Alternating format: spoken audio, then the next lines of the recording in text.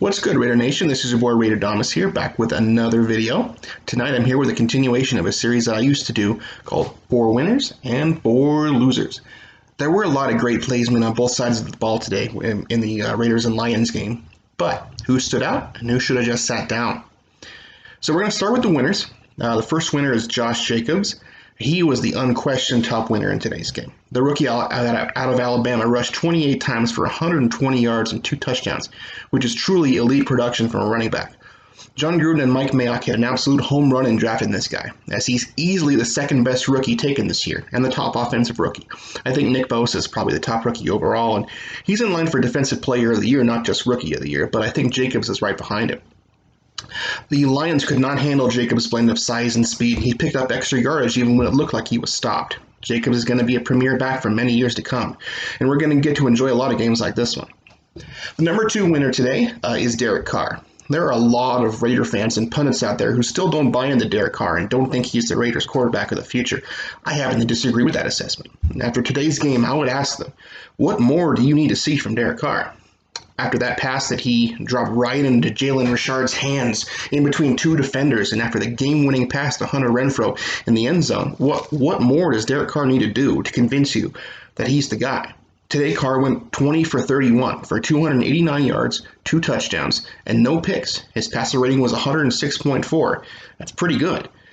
And he's doing all of this with a constantly changing offensive line and a questionable receiving corps without a real top target. Carr is the man, so I suggest you all get used to that. The number 3 winner today is actually Matt Stafford. It's not an easy thing for a quarterback to throw for over 400 yards and 3 touchdowns and still lose. But the Lions managed to do that today.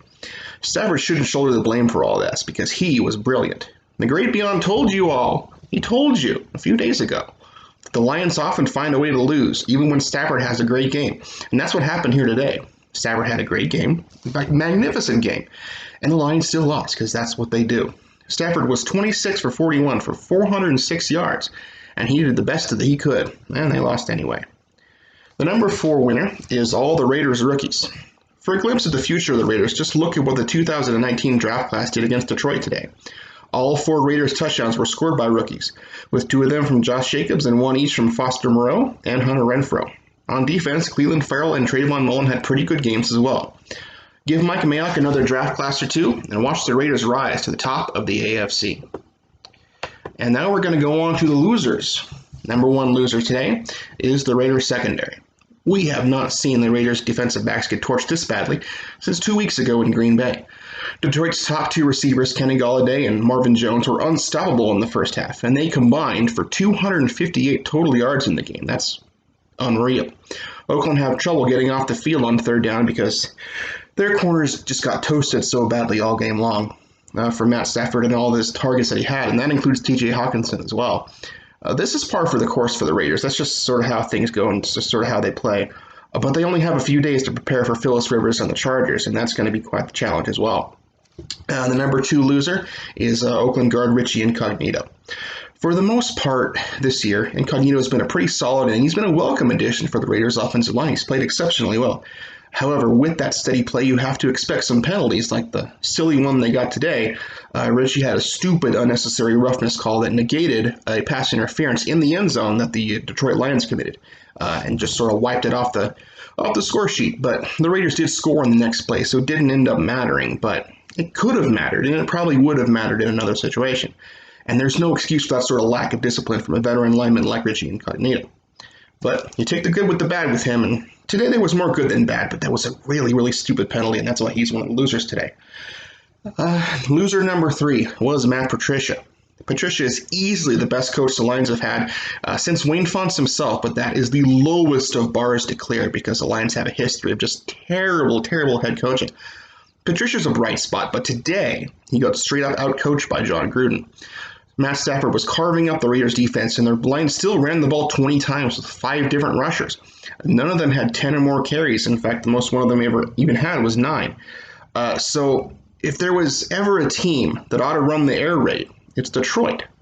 And they have a really good receiving core, and they have a really good quarterback. And if they wanted to run that system that Arizona is, in fact, running right now, they could. But Matt Patricia is a little too stubborn for that. And for a guy that had some really pretty good defenses in New England, the Detroit defense really sucks. So I'm not quite sure what he's doing over there, and I'm not sure how much better he's going to get. So my number 4 loser today is the Minnesota Vikings. The Vikings let one really slip away in Kansas City today. They were up 3 points in the fourth quarter, and they allowed 6 unanswered points to lose by 3. It was really disappointing for anybody who was watching that game, hoping for a Chiefs loss. One of the last games they'll probably have without Patrick Mahomes for quite some time, because I think he'll be back pretty soon. This is another example of Minnesota not being able to finish big games and win the big ones that they should win. And this is a game Kansas City really should have lost.